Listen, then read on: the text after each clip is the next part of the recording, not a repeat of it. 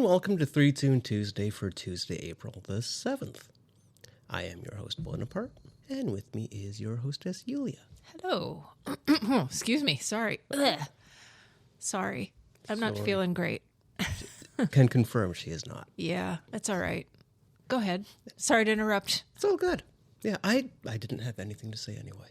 That's not true. That's not You true. were going to launch into your whole normal introduction. I was. Cut you off. I was, but I don't think I want to anymore. Oh, I'm sorry. I think Wow. I think what I want to say, I don't even have, I have a Today in History song, but I don't have any Today in History things to go through.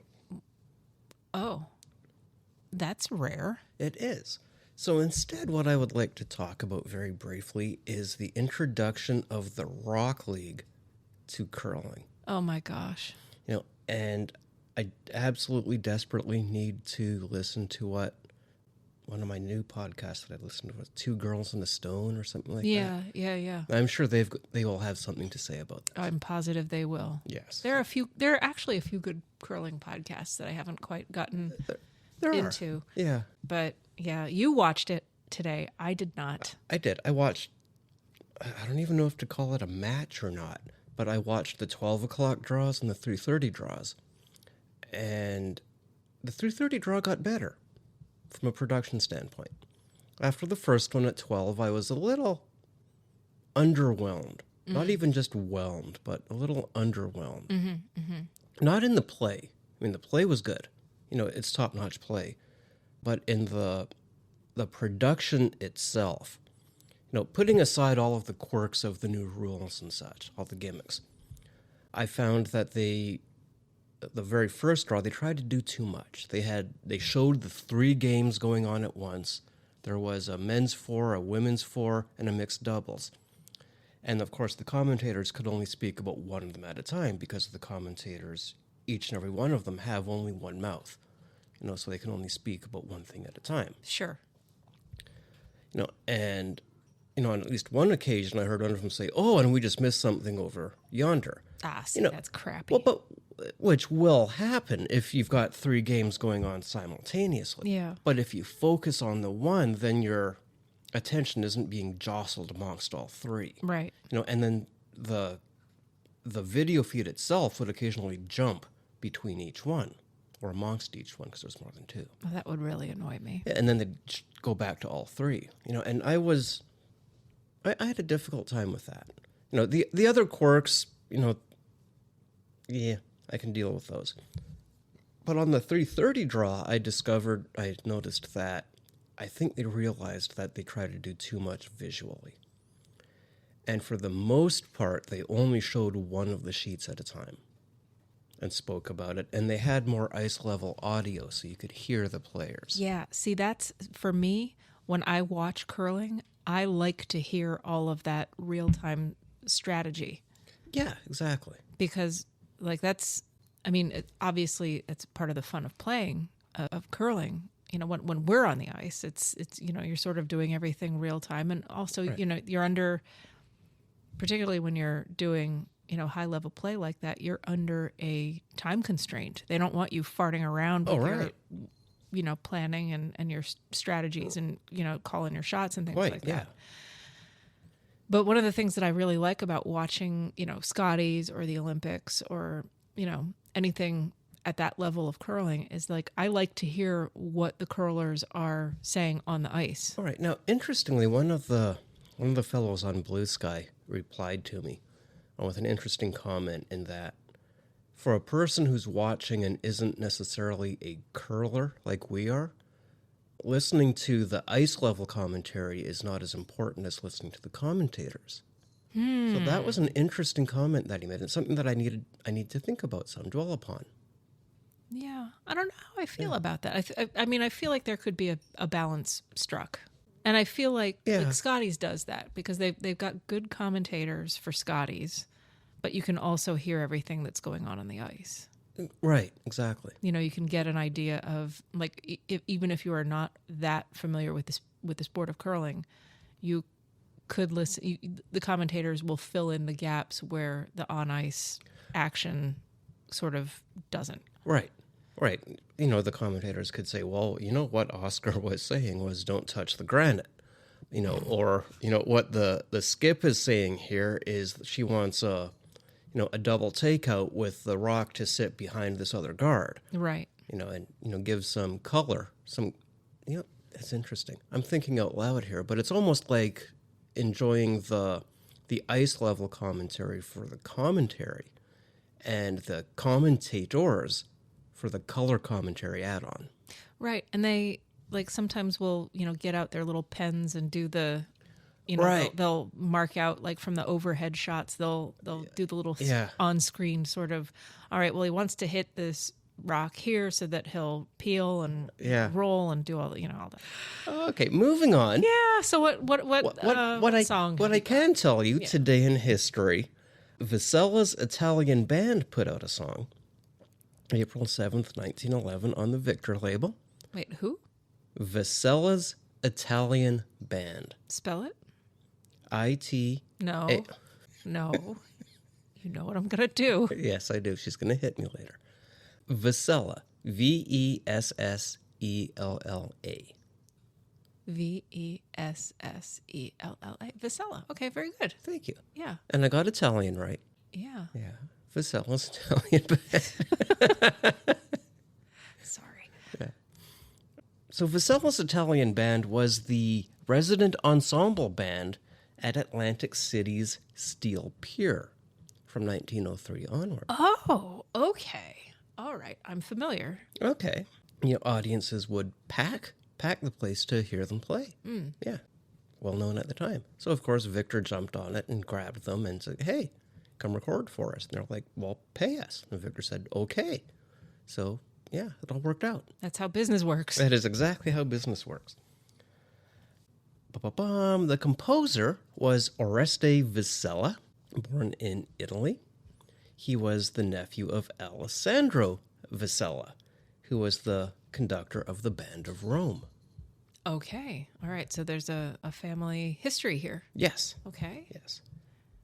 And what is the name of the song that we will be hearing? Uh-oh. The Blushing Maiden March. The Blushing Maiden March. Yes, I saved that for last. You people at home, what you really miss out on, and I'm especially days like today, I'm really glad we don't add a video component to this. There are some days when I wish we did, like when the cats are acting up and, you can see the generalized chaos that happens in this house. But like a day like today where I'm not feeling great, I'm obviously very glad we don't have video. But for a moment, I just wish we did so that you could just see the shit-eating grin on his face. Because I guess nothing is fucking funnier than a blushing maiden. What is wrong with you? Lots, as it turns out. So much. I had a large number of songs to choose from, and this one, I listened to them all, and this one boiled down to the name. It's like when you're choosing a wine. Well, exactly. I don't know. This one sounds good. Or that one's got the better label on That's it. Right. So, yeah. So what if it's $6? That's right. Jesus.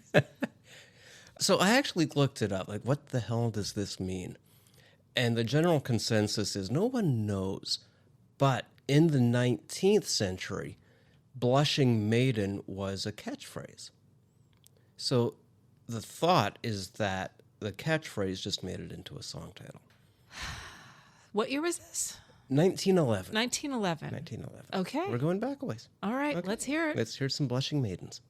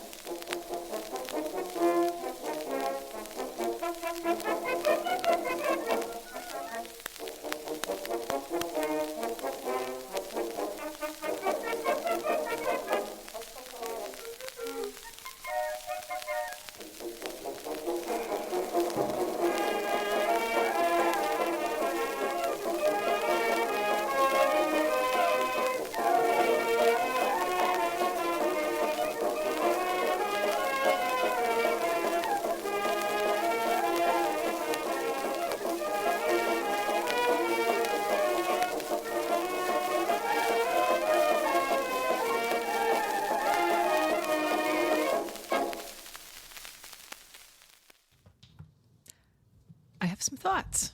Please. So this falls under the category of a circus march. Okay. It's fast-paced. It's exciting. It has highs and lows. It's dramatic in and of itself. And so the tempo alone pretty much, well, I wouldn't say the tempo alone, but you can listen to a march and determine whether it is a march to be marched to, whether it is a circus march, which is meant to accompany the acts going on in a circus, or a British march, which is a little bit slower and statelier. This is very definitely in the category of the circus march. I will note that their tempo did start to drag a little bit by the end. I'm not going to cast aspersions. It happens to the best of us. But yeah, that's definitely a circus march. And I could hear the John Philip Sousa influence. Composer, you said his name, you said he was the son of, you said... The son of Oreste Vessella. No, I'm sorry. Oreste Vessella is the guy. Okay, yeah, it was the son of Alessandro. Yeah, so there is a band leader, composer tradition in that family. And no doubt they were influenced by John Philip Sousa, and you could hear it in the form of the march. It might even be in the same key as Stars and Stripes Forever, because you had your opening section, it briefly returned, then they went to the trio section, and then it briefly returned to the A section. And then you had sort of that bridge. So for those of you who aren't privy, when we turn the mics off during the song, Yulia was saying, oh, and now this is going to happen. And sure enough, it did. Yeah. Whenever, you get to whenever you get to the trio section, you always add a flat to the key signature. That's just how you do it. Right. That's how it do. But then you could hear the sort of low brass kind of take over the bridge section, and then it went into the final section where everybody else, the rest of the band, came down to a pianissimo while the piccolo player played the solo, which happens in Stars and Stripes Forever. Everybody knows the piccolo solo, the very famous piccolo solo in Stars and Stripes Forever. And this followed the exact same pattern. Oh, fascinating. Dramatic low brass, and then brings it in that final section with the piccolo player with that solo. And then it repeats, and then everybody, it's full band, balls to the wall, full tilt boogie. Let's finish out this march with a splash. Yeah, and it did. It did. Yeah. So blushing maidens and all. Blushing maiden. There was nothing about that to suggest a blushing maiden, I might add. Unless it was indeed a circus march and the blushing maiden saw something in the freak tent that she didn't like. Very possible. Or maybe she saw one of the hoochie coochie dancers. Maybe something she did like. Maybe. We're not here to judge. Exactly. Yes. You know what we are here to do, though? What? Drink coffee. Perpetually. Yeah. See, that segue was a good one. That was one of your better ones. Thank you. Yeah. Yes. Yeah. Yeah. So we pay our hosting bills here by the sales of coffee, and not just any coffee, but our coffee, Skeleton Brew coffee, which can be found at skeletonbrew.coffee. Yes. Yes. And in addition to that, we also have nokings.coffee. The coffee is all ours. We do two separate things with it. With Skeleton Brew Coffee, we donate $1 from every item from the webpage purchased to public media. And at nokings.coffee, we donate $2 from every item purchased to Indivisible. And yeah, we have cats. Sorry, guys. Carrying on right beside me. Yeah. There's a mighty battle going on for a cardboard box over here. Yeah, it is the box. Yeah, and I could watch that all day. Yeah, but we're not going to do that. We focus. Focus. I know it's hard. It is. Yes. So we've got. That's the end of that. So we've got Skeleton Brew Coffee and No King's Coffee. We're getting back around to it. Skeleton Brew Coffee is our OG coffee. It's the first one that we did. We have 6 regular brews that are really going to fit the coffee lover's taste. We've got some lighter brews. We've got some darker brews. We've got, our best-selling Colombian brew. We've got our bone-chilled roast. I should say roast. They're not brews because they're coming to you roasted, not brewed. Right. We've got the bone-chilled roast, which has a floral taste to it, and it's really good cold brewed as well as hot brewed. It's really, really, really tasty. Beautiful for the summer. We've also, this year, started following the Wheel of the Year with a new roast for, every pagan part of the Wheel of the Year. We call it pagan roasts. Yeah. And we now have available our Beltane roasts. Ooh. Yes.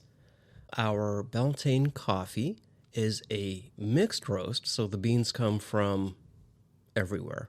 And whatever is left over from, whatever's roasted gets put into the melting pot, let's say. But the special thing about it is mixed with ground mushrooms. I'm excited about this. I've never tried mushroom coffee before. Yeah, no, these are not the psychedelic kind of mushrooms. So those of you who are looking for that, please look elsewhere. Well, I'll talk to you about THC till the cows come home. But I will do mushrooms when I'm in my 80s, because what the hell else do I have to... Well, right. Yeah. Yeah, who cares then? Exactly. Right? Yeah. Yeah. But to get back onto coffee talk... Our Beltane coffee, which is labeled simply Beltane, is a medium roast mixed blend mixed with mushrooms. And the mushrooms are traditionally used for things such as memory and vitality. Yeah, they're supposed to be good for you. There's certain mushrooms, like I think lion's mane, and there's a couple that are not springing directly to mind, but yeah, I'm excited. I saw that because we got a sample today. Yes. I smelled it on the doorstep. Yes. And I'm excited to try it. It's not something I've had before, and I saw that we have a sample in there of the mushroom coffee. So I'm looking forward to trying that. Yeah, it'll be good. Yeah. Yeah. And as far as our No Kings line goes, we are not affiliated with the No Kings movement, but we are 100% behind it. So $2 from every item purchased on nokings.coffee goes towards supporting Indivisible, Yes. which is an organization that is front and center of leading the resistance to everything that's going on right now. They spearheaded the protests. They are spearheading the mass strike that's happening on May 1st. Put it in your calendars. I know that we will be participating in that as well. Absolutely. And the No Kings blends, so we've got 3 roasts. We've got the Liberté, the Égalité, and the Fraternité, which those, if you know, you know. Yes. And they're delightful. All 3 of them are delightful. And it's, again, there's something there that will probably suit you, whatever your coffee drinking style is. We highly encourage you to check out both websites, have a poke around. We also have some tea available on the skeletonbrew.coffee, which is delightful. It is a springy tasting blend. Yes. What is it? It's called Spring's Promise. That's Spring's right. Promise. And it's a green tea that has jasmine in it. And it is so good with a little bit of honey in it. Mm. Yeah. It tastes like spring. Tastes like really spring in a cup. Yeah. Honestly. So head on over to Blind Skeleton. Nah, I told you I'm not feeling well. Head on over to skeletonbrew.coffee as well as nokings.coffee. Have a look around. We've got coffee, we've got tea, we've got merch. We do have merch. The merch is something that we're excited about. Yes. Yeah, if you go to nokings.coffee and browse about, and look for the coffee accessories, I believe it's called, you will find our cats.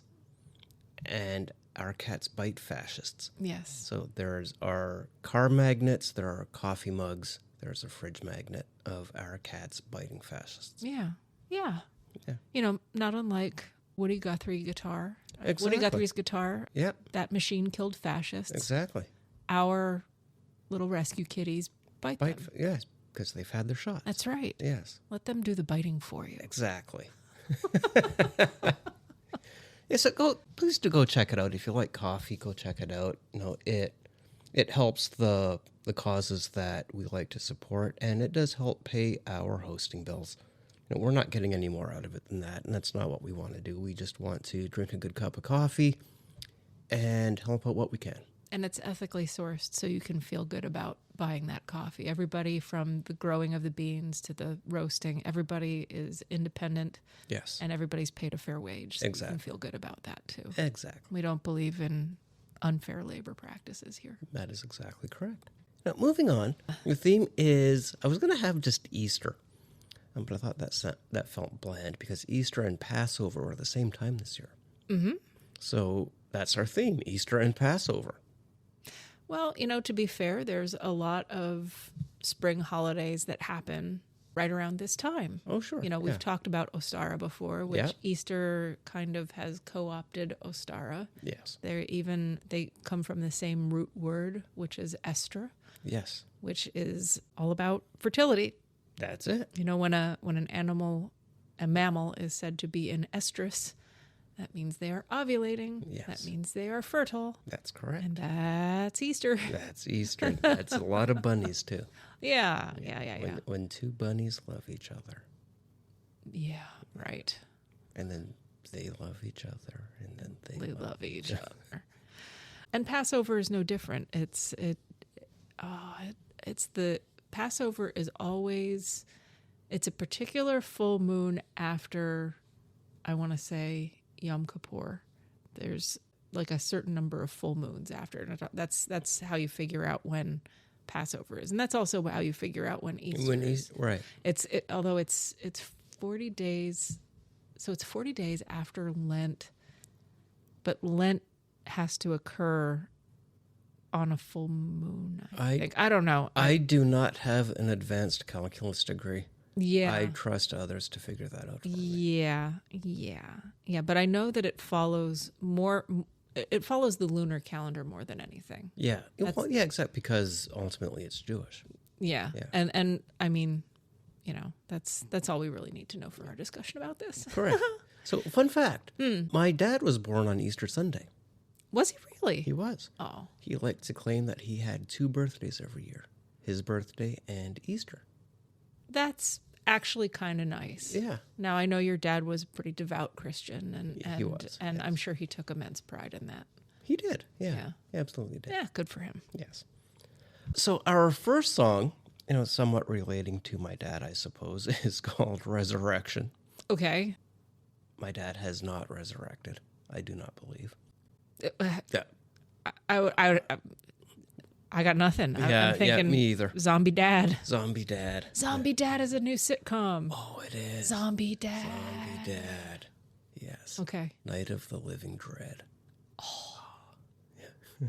Okay, you heard it here first. Put a pin in that. Maybe edit that out. Yeah, our first song is entitled Resurrection, also called Easter Song. It is performed by Frederic Freemantel.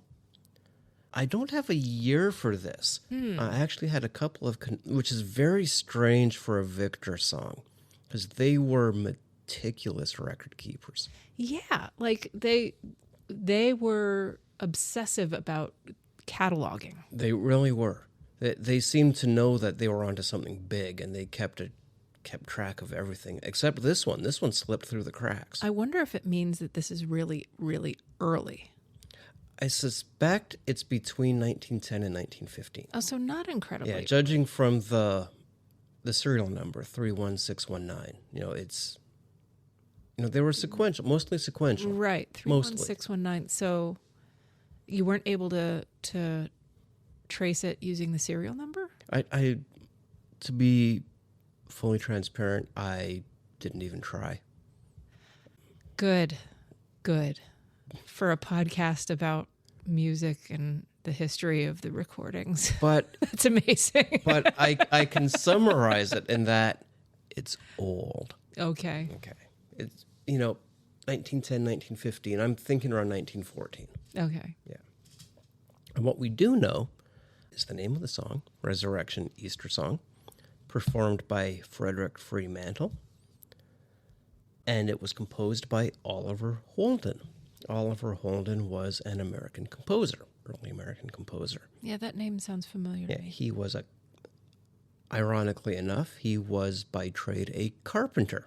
Oh, like the Big J himself, huh? Yes, exactly. Okay. The Big J.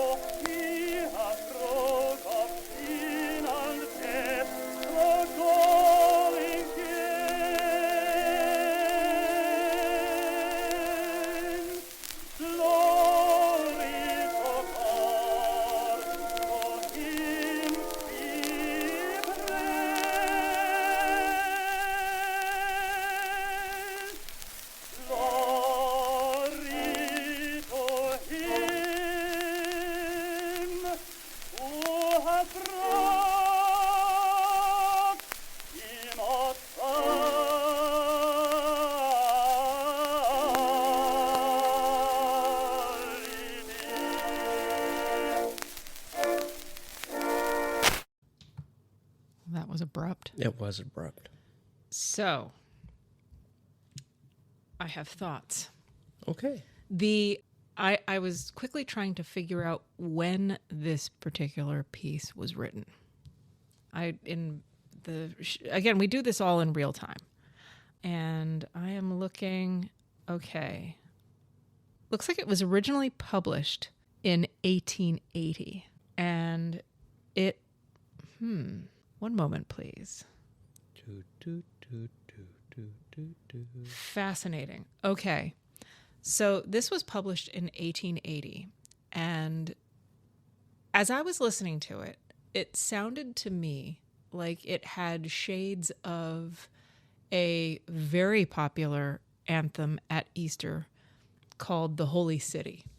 I am sure you have heard it before. We have played it on our Christmas specials. Jerusalem, Jerusalem, Yeah. sing for the night is o'er. We played it at Christmas? We did. It's an Easter hymn. Well, yeah, but it's got Holy City in it. Yeah. Mm.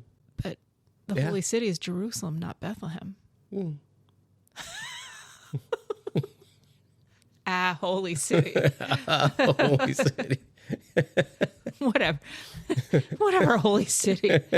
Anyway, so the Holy City sounds a lot like this. Like it sounds like it's even in the same key, which is so strange. The Holy City is wildly popular.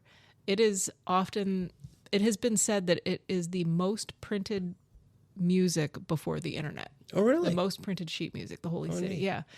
So it surprised me just now to find out that the song that we just listened to was written before this.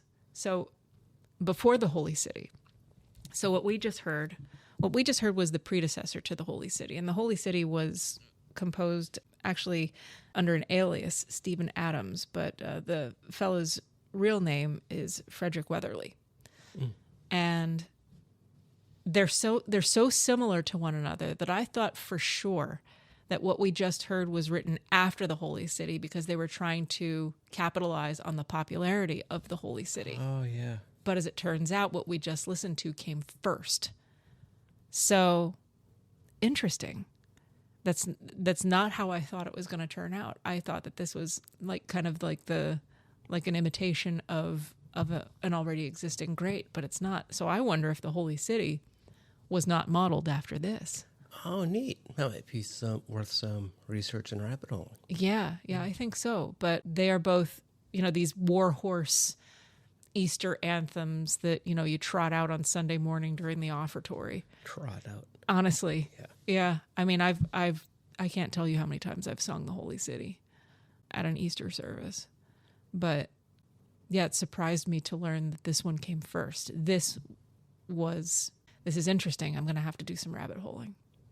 But yeah, very, it's people like to hear these big triumphant things on Easter morning, in their church service. Oh, sure. Yeah. I literally I was playing brass for the Easter service yesterday at one of the churches locally here. And yeah, we played an original piece by a local composer.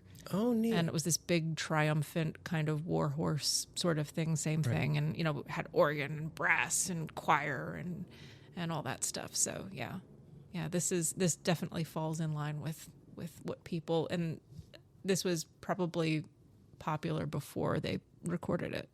Yeah, yeah. I'm sure that Victorians just loved this. Let's talk very quickly about Blind Skeleton. Yes. Then get on to our third song. Yeah.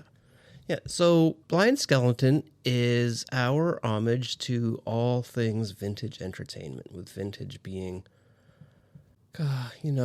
if you're a millennial, you might think vintage is 1990. And if that's the case, fuck you. I'm sorry. Sorry, not sorry. Oh, knock, knock. Yeah.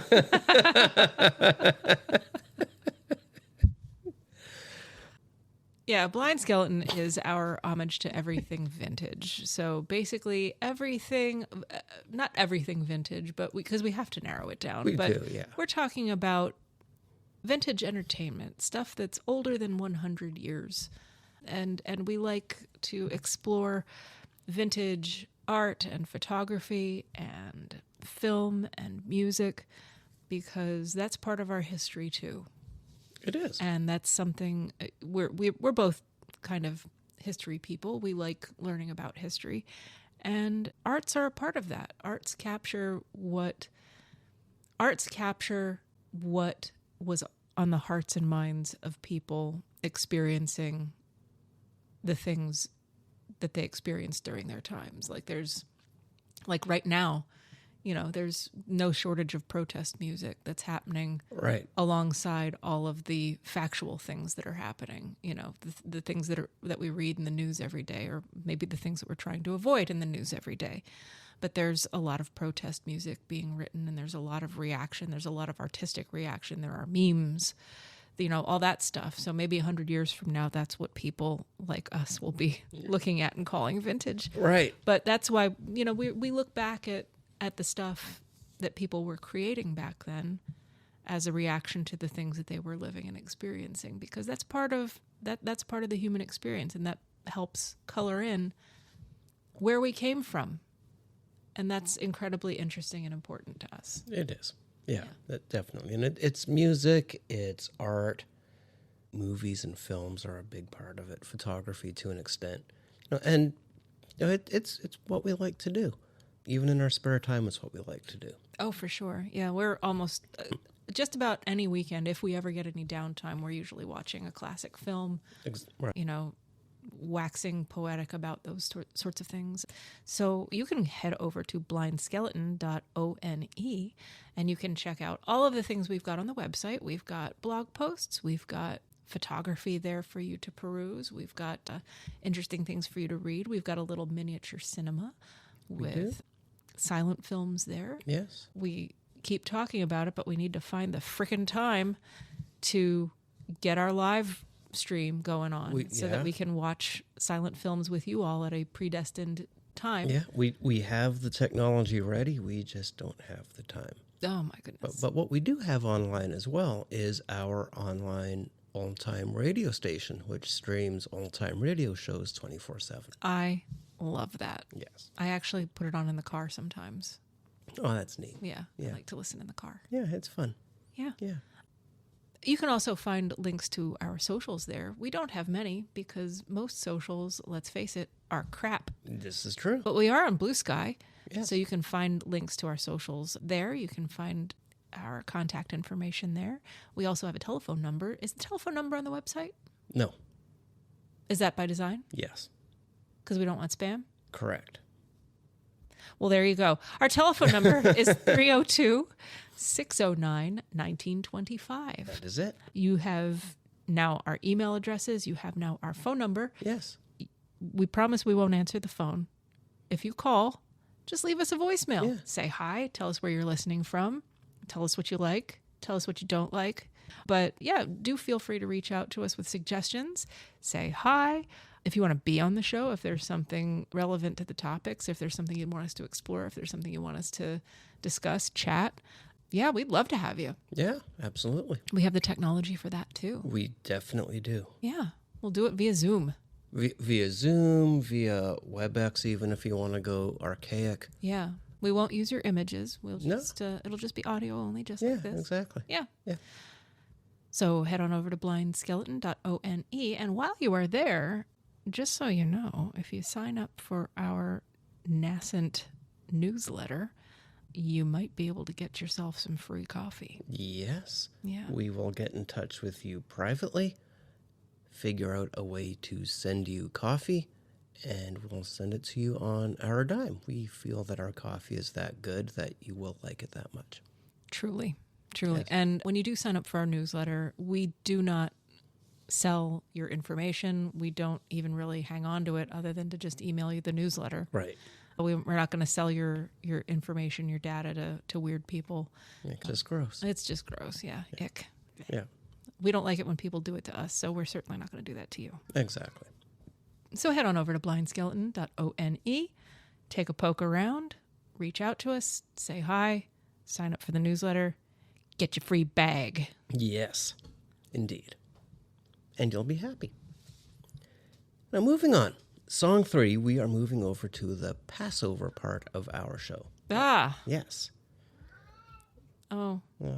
There's Omar. Yeah. You have something to say, Omar? He said no. He said no.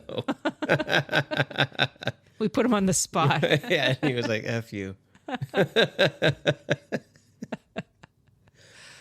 Okay. I'm just going to get into the nitty-gritties of this because I'm about to lose the plot otherwise. Yeah. Yeah. This is our Passover song. You're going to need to correct me on my pronunciation of this. Kashimcho. What? K''SHIMCHO.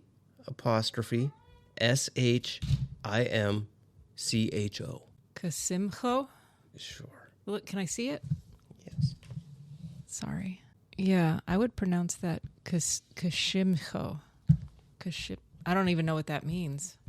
Sometimes these transliterations of Hebrew are terrible. I will say that. I have in parentheses right beside it, Passover prayer. Kashimcho. Passover prayer part 1, in fact. We're not playing part 2. Okay. Well, yeah, because prayers can get kind of long. Correct. Yeah. Yes. Performed by Cantor Mordechai Hershman. Oh, okay. He was a cantor, a leading cantor of the early recording era. I think we've heard him before. I think we have played him before, yeah. Yeah. It sounds familiar. It does. Conducted by Nathaniel Shilkret. Okay. We've definitely had some of his recordings before. Mm-hmm. The title translates as For According to Thy Name. I'm not sure about that, but okay. Yeah, like I said, like these, it gets into hairy territory when you try to translate and you do transliterations. It can get real squirrely. Yes. Yeah. You know, it's nobody's fault really. It's an attempt. Yeah. And the attempts, vary in quality depending on who is making those attempts. Right. Well, interestingly, I've been reading a lot lately, and you know this, about Stoic philosophy. Mm-hmm. And there are, Marcus Aurelius's Meditations, mm-hmm. which were never written to be published. They're never written to be read by anyone but him, jokes on him. But there are so many different translations of that some of them become as much interpretation as translation. Kind of like the Bible. Kind of, yeah. Yeah, I mean, because there are some translations of the Bible, like you could read the same verse across 50 different translations, and that's a low number. The Bible has been translated, both Old Testament and New Testament, multiple different languages, multiple different ways. I'm just talking about 50 different English translations. Oh, right. Yeah. Right? There's, King James, New International Version, the Good News Version, oh my goodness. The list goes on. And they're all slightly different. You could read the same verse across 3 different versions and come away with 3 different meanings. Right. And we know what English is like. A comma in a different spot can completely change the tone of the sentence. 100%. Right. Yeah. So take this with a big grain of kosher salt. Right. What we're about to say here, because it might not necessarily be 100% accurate. Correct. And I'm not fluent enough in Hebrew to be able to. Yeah, I am not at all. Yeah. Mine goes as far as oive. Yeah. Yeah. On that note, we're going to play a song now. Okay. Okay. What year? 1913-ish. Do you not know this one either? I don't. What the hell, dude? It's been a week. Oh my God. I was lazy. Look, guys, all right. Before we play this, we're just going to apologize. If you've made it this far. Thank you. Mazel tov. If you've made it this far, congratulations. Thank you, and we're sorry. We'll do better next week. Yes. We just we're not flying by the seats of our pants, but this is rough. This is rough today. Yeah. I'm not feeling my best, and we've been busy and it's been weird. So yeah. Yeah, and the time that I spent that I would normally put the show together, I spent this weekend writing instead. Which is not a bad spend of your time. It is not, but it was a different use of it. Yeah. So, yeah, and get in touch with me if you want to know what I write. It's strange. It is very strange, but it's also very funny. It's going to be hysterical. It's going to be good. Yeah, it's going to be really good. It really is. Yeah. Okay. Let's play a song. Passover Prayer, Part 1. Yeah.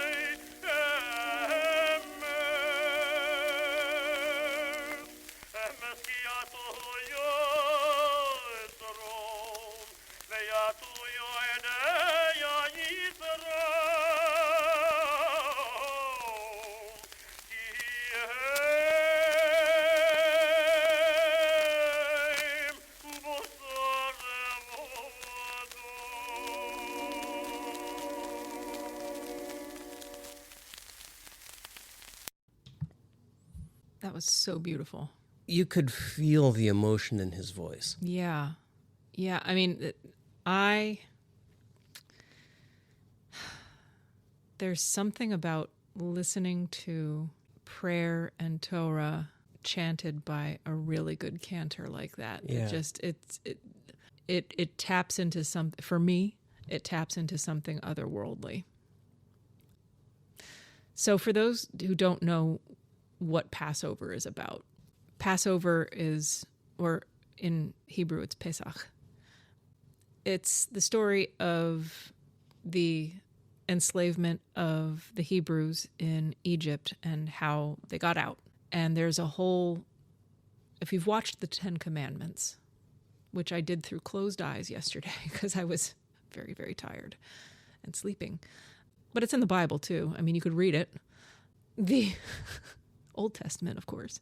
But it's the Exodus. It's how, the Hebrew people were enslaved, and they were enslaved for many years, and they prayed for a deliverer, and God sent them Moses in a very roundabout way.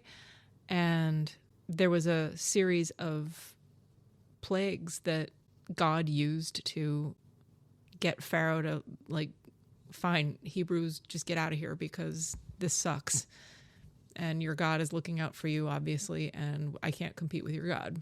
So one of the things that, and I've done Passover Seders before, and Seder, the word Seder literally means order, but it's done over a meal. And one of the things that the Passover Seder is very careful to always include is, even though it's a thing to be thankful for and to be redeemed from oppression, it's important to also understand the hardship of how they got out, because those plagues did not just affect the Egyptians that were enslaving those Hebrew people. Those plagues affected everybody. The water got jacked up for everybody. Right. The locusts screwed up the food for everybody. The frogs screwed up the crops for everybody. The cattle died, affecting everybody. It's freedom isn't free. Right. And oftentimes now, this is, we're talking about supernatural things that supposedly happened, and whether you choose to believe it or not, that's your thing. But escaping oppression is hard. I'm sure that if we went back in history and spoke to enslaved people right after the Civil War in the United States, right, they would tell you the same thing. It's hard to escape oppression. It's still hard to they're still not escaping oppression. Right. Yeah. It's still a struggle. And the Passover Seder, the Passover Seder, the best part about the Passover Seder is that you have to drink 4 cups of wine during the Passover Seder. But the cups of wine is meant to symbolize joy. And there is a part of the Passover Seder where you take a little bit of your wine and you spill it out, because we're not supposed to take joy in other people's suffering. Right. And I don't know what that prayer was that we just heard, but that sounded wistful. That sounded melancholic almost. It did. It really did. Yeah. Now, a lot of Hebrew music is written modally, which is sort of like a hybrid of a minor key. But yeah, it's important to not take joy in suffering, even if it means that at the end of the day you're free. You have to understand. Oh. That'll be Omar. That would be Omar rubbing up against the microphone. Thanks, Omar. Get me back on track. We can't take joy from other people's suffering, even if it means, in the end, things work out for the best. And I'm thinking of things that are going on in the world today, where people are being hurt, supposedly for a greater good. Right. And that's not something we should be taking joy in at all. And that's, I don't know. When I heard that prayer, I was reminded of suffering. I was reminded that people are suffering. And even though the end result may or may not be good, under no circumstance should we take any joy from that. Yeah. That's my takeaway. Yeah. I don't know. I kind of agree with that. That's nice. Yeah. Yeah. And it's a prayer. It's I mean, at the end of the day, it's a prayer, right? So it's a supplication to a higher power, perhaps for strength, perhaps for mercy, perhaps for understanding, perhaps for wisdom. Right. I don't know. Without seeing the Hebrew, I wouldn't know. But now I'm curious about it. Again, another rabbit hole. Yeah, I'll see if I can find some form of translation for the episode notes. Yeah, I might. I've got the. I doubt that is in the Union hymnal, but I can look. Okay. Yeah. Yeah. Yeah. And that, almost thankfully, brings us to the end of the show. Honest to God, we're sorry, guys. we did kind of lose the plot here a little bit. It was. I mean, between cats and fatigue and tiredness and. Yeah, it's been a couple days. It has. So thank you all for listening in. Really, if you got it this far, send us a note. We will celebrate you somehow. Yeah, maybe we'll shout you out. Yeah, got a couple of other people to shout out. Whenever we mention people on the show, I like to shout them out in Blue Sky. Yeah. So yeah, thank you all for listening in.